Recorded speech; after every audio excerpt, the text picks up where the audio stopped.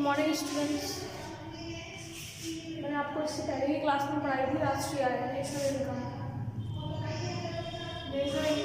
की मैंने 8 अवधारणाएँ बता दी थी और उनको अच्छे से स्पष्ट करके समझा दिया था। आई होप उनमें आपको कोई दिक्कत नहीं होगी। अब ये थोड़ी सी इम्पोर्टेंट शब्दावली है आय के रिलेटेड ही है, तो वो थोड़ा सा देख लीजिए है क्या।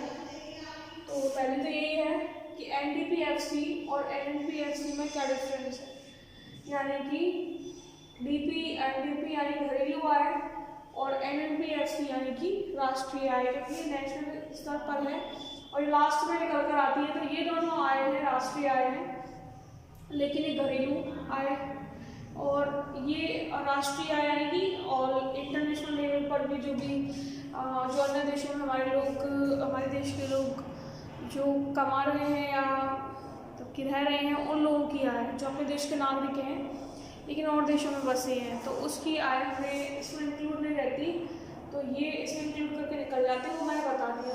तो अभी इनमें डिफरेंस क्या है, अभी यहाँ में पढ़ी होंगी तो आपको खुद को मालूम होगा इनमें डिफरेंस क्या है। सबसे पहले तो यही डिफरेंस है कि ये घरेलू आय है, ये राष्ट्रीय आय है, ये घरेलू स्तर पर राष्ट्रीय स्तर पर। तो मेन डिफरेंस क्या है इसमें कि एनडीपीएफसी क्या होती है, एक देश के निवासियों द्वारा अर्जित कुल साधन आय का जोड़ होती है ऑन फैक्टर कॉस्ट, यानी कि साधन लागत पर। तो कुल साधन आय का जोड़ होती है। तो इसमें क्या शामिल नहीं रहती, इनमें विदेशों से प्राप्त घरेलू साधनों की आय तो शामिल रहती है, लेकिन इसमें विदेशों से प्राप्त शुद्ध साधन आय शामिल नहीं रहती है। तो इसमें डिफरेंस क्या हुआ कि एनडीपीएफसी में विदेशों से प्राप्त शुद्ध साधन आय जो कि है NFIA शामिल नहीं रहती है, और एनएनपीएफसी में विदेशों से प्राप्त शुद्ध साधन आय शामिल रहती है।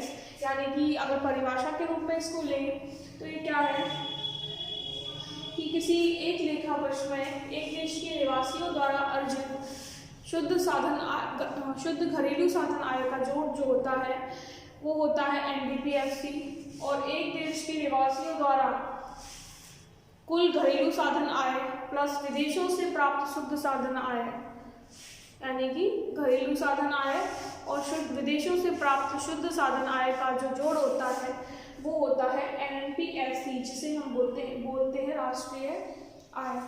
ठीक है, तो ये इसमें एक डिफरेंस है। दूसरा है एनएनपीएफसी और एनएनपीएफसी में अंतर। देखो, ये बाजार कीमत पर होती है और ये साधन लागत पर।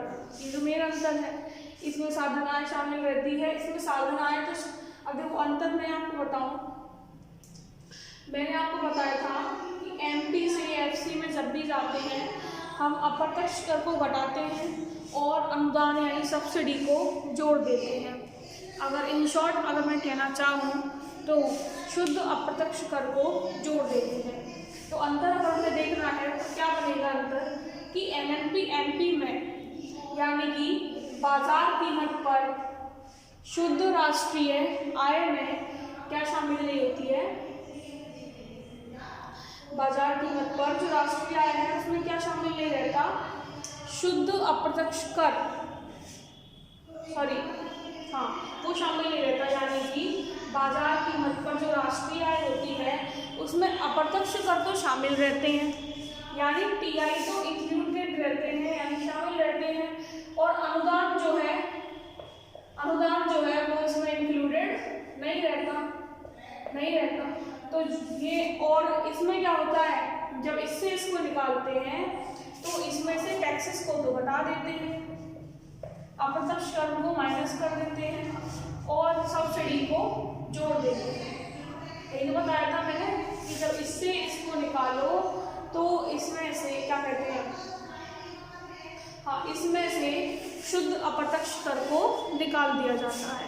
तो यही इसमें डिफरेंस होता है। यानी कि अगर कहना चाहें तो क्या कहेंगे कि बाजार कीमत पर सकल राष्ट्रीय उत्पाद में से अगर मूल्य ह्रास होता है, इसको कैसे निकालते हैं, मैंने कहा था जब सकल से शुद्ध में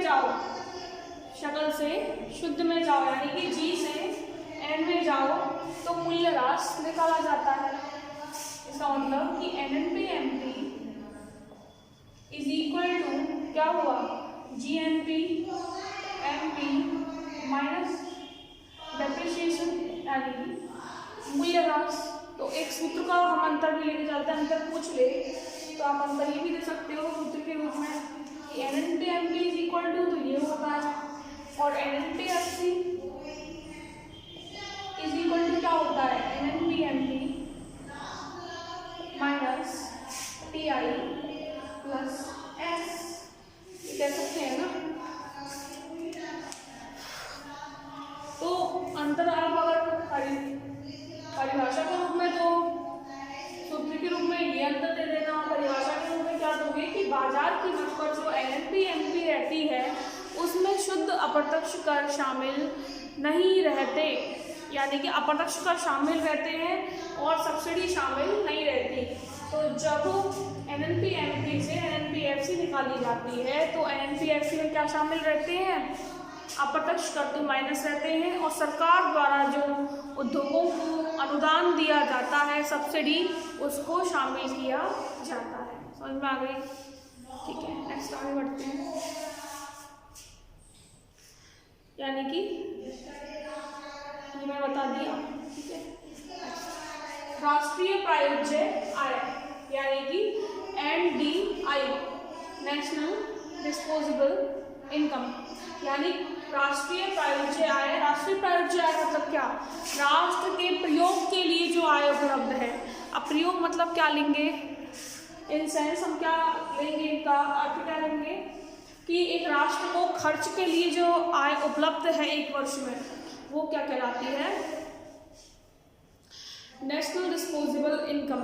इससे अभिप्राय किसी देश की बाजार कीमत पर उस शुद्ध आय से है जो उस देश को खर्च करने के लिए उपलब्ध रहती है, या दूसरे शब्दों में कह सकते हैं किसी देश की राष्ट्रीय आय शुद्ध अप्रत्यक्ष कर और शेष विश्व से प्राप्त हस्तांतरण आय के जोड़ को खर्च योग्य वैयक्तिक आय या NDI कहते हैं।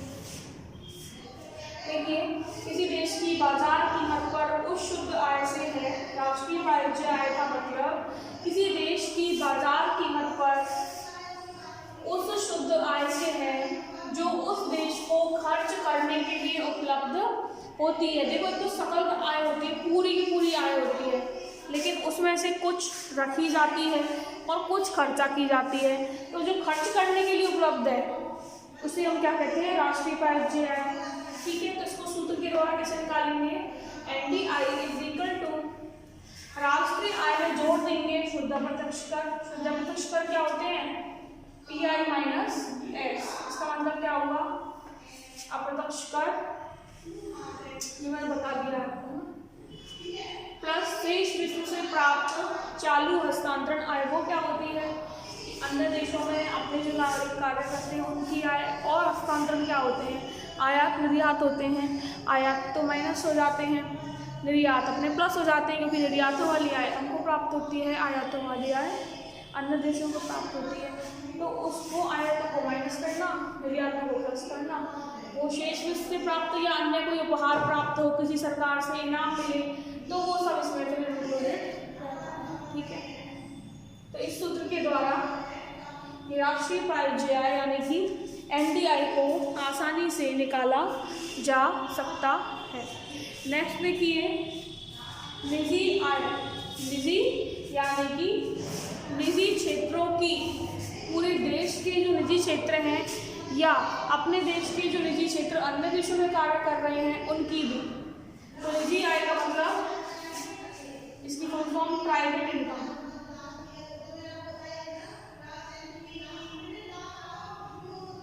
यानी निजी आय का मतलब निजी क्षेत्र की आय। तो होता क्या है, पूरी जो राष्ट्रीय आय है उसमें क्या होता है कि सरकार की आय भी, यानी सरकारी क्षेत्र की आय भी, और प्राइवेट क्षेत्र में निजी क्षेत्र की आय भी शामिल रहती है। तो अगर निजी आय में से सरकारी आय चली जाए तो क्या बचेगी, निजी क्षेत्र की आय। तो इसको कैसे निकालेंगे, तो इसकी परिभाषा क्या है कि निजी क्षेत्र को यानी प्राइवेट सेक्टर को, यानी गवर्नमेंट सेक्टर हटा दो, निजी क्षेत्र को एक वर्ष में सभी साधनों से प्राप्त आय को अपन कहते हैं क्या, निजी क्षेत्र की आय, निजी आय मीन्स प्राइवेट इनकम। उसके बाद होती क्या है, private income is equal to NPFC. NPFC क्या होती है अपनी, मैंने कई बार बताया, राष्ट्रीय आय बोलते हैं इसको। राष्ट्रीय आय का बिल्कुल एकदम शुद्ध और एकदम लास्ट में जो निष्कासित रूप बचा था पूरा निकल के आएगा तोड़, वो है एनपीएफसी। इसमें निजी क्षेत्र का अंश केवल, इसमें किस क्षेत्र का अंश ले रहे हैं, निजी क्षेत्र का, सरकारी क्षेत्र का नहीं ले रहे हैं। उसमें क्या जोड़ देंगे, अब ये मत समझना सरकार से प्राप्त हस्तांतरण हम ले रहे हैं, इसका मतलब क्या, सरकारी आय नहीं ले रहे हैं, निजी क्षेत्र को जो सरकार हस्तांतरण देती है, अनुदान देती है, सहायता देती है, उसको हम इसमें ले रहे हैं। ठीक है, तो ये निजी क्षेत्र की आय है एनपीएफसी में। निजी क्षेत्र का अंश जोड़ेंगे केवल, सरकार से प्राप्त हस्तांतरण जोड़ेंगे, और विदेशों से प्राप्त निजी हस्तांतरण, जो निजी क्षेत्र को प्राप्त हो रहे हैं, निजी क्षेत्र की जो इनकम है जो विदेशों से प्राप्त हो रही है, उसको हम जोड़ेंगे। ये मैंने बता दिया कि विदेशों से इनकम किस किस तरीके से प्राप्त होती है। तो private income is equal to NPFC में निजी क्षेत्र का अंश प्लस सरकार से प्राप्त हस्तांतरण प्लस विदेशों से प्राप्त हस्तांतरण। ठीक है, नेक्स्ट देखिए, वैयक्तिक आय। वैयक्तिक आय यानी कि क्या होगी, व्यक्तिगत आय, एक व्यक्ति की आय, वो क्या होती है, यानी पीआई, ये भी पीआई है, लेकिन इसका मतलब क्या है, पर्सनल इनकम। व्यक्तिक आय पर्सनल इनकम होती है ये। ठीक है, पर्सनल इनकम। पर्सनल इनकम कैसे निकालेंगे कि जो निजी आय है,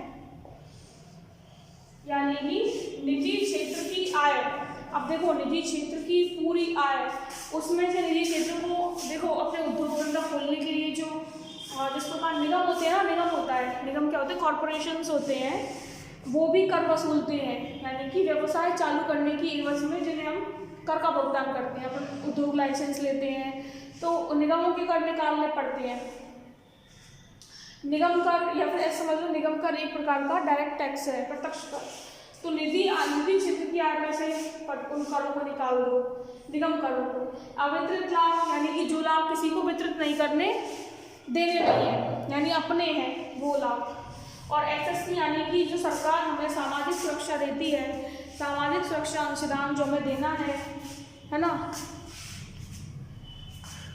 सामाजिक सुरक्षा अंशदान जैसे एक तो सरकार भी देती है, एक निजी क्षेत्र वाले जो जिनकी ज़्यादा इनकम होती है उन्हें भी कोई ट्रस्ट वगैरह करके उनमें सामाजिक सुरक्षा अंशदान देना पड़ता है। ठीक है, कुछ कुछ होता है, जैसे टैक्स क्या होता है, फिर उनकी जैसे टैक्स ज़्यादा भरना होता है ना, तो फिर उनको टैक्स कम भरना पड़ता है या टैक्स नहीं भरना पड़ता है अगर वो सामाजिक सुरक्षा में अपना कुछ अंशदान दे।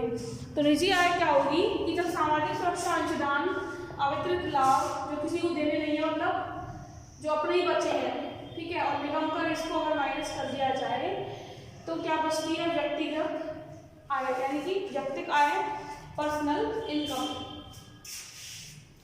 उसके बाद आती है खर्च योग्य व्यक्तिगत आय। अब व्यक्तिगत आय तो है, अब व्यक्तिगत आय में भी काफ़ी सारे खर्च बचे हैं। ये तो वो हो गए कि जो निगम कर निकालना है, यानी कि हमने धंधा खोला है तो जिससे धंधा खोलने का जो हमने लाइसेंस लिया उसके एवज में जो कर लग रहे हैं ना, वो कर, अवितरित लाभ, एसएससी यानी कि सामाजिक सुरक्षा अंशदान को सब निकाल रहे हैं। अब खर्च योग्य आय यानी डिस्पोजेबल प्राइवेट पर्सनल इनकम जो है वो कैसे निकलेगी कि अपनी निजी आय में से और सारे प्रत्यक्ष कर कौन कौन से हो गए, आयकर हो गए, टोल, काफ़ी सारे प्रत्यक्ष कर होते हैं, वो सारे कर निकाल दिए जाएं। फी एंड पेनल्टी, मान लो आप मूल्य ह्रास जितने भी हो रहे हैं, यानी कि जो अपने पास नहीं आ रहे हैं, अपना खर्चा होना है, वो सब अगर निकाल दिए जाएं तो अपने पास खर्च योग्य इनकम बचती है, यानी कि DPI, private disposable private income. या इसको कैसे लिख सकते हैं, खर्च योग्य आय में से हम क्या करते हैं, या तो हम उसको उपभोग करेंगे यानी कि उसको पूरी तरह से खर्चा कर देंगे, या फिर क्या करेंगे, हम उस आय की बचत करेंगे। ठीक है, तो डीपीआई को हम क्या भी लिख सकते हैं, खर्च योग्य आय को हम दो ही खर्च करते हैं, या तो उपभोग कर लेते हैं या बचत, यानी कि या तो कंज्यूम या फिर सेविंग। तो इसको हम ऐसे भी लिख सकते हैं। ठीक है, इस तरीके से छोटी छोटी कुछ 5-6 अवधारणाएं थी जिन्हें जानना जरूरी था। ये मैंने अपने तरीके से कुछ समझाने की कोशिश करी, लेकिन फिर भी आपको नहीं समझ आए तो कमेंट या मैसेज कुछ कर देना, जिससे मुझे पता चल जाए कि आपकी समस्याएं क्या हैं और मैं उनका समाधान कर सकूं। ठीक है, तो आज की क्लास को विराम देते हैं। अब नेक्स्ट क्लास में देखेंगे नेक्स्ट टॉपिक तो नहीं है, राष्ट्रीय आय से रिलेटेड टॉपिक है, मेथड्स ऑफ मीजरिंग राष्ट्रीय आय, मतलब राष्ट्रीय आय को मापने की विधियां हैं, तो देखेंगे इनको नेक्स्ट क्लास में। ठीक है।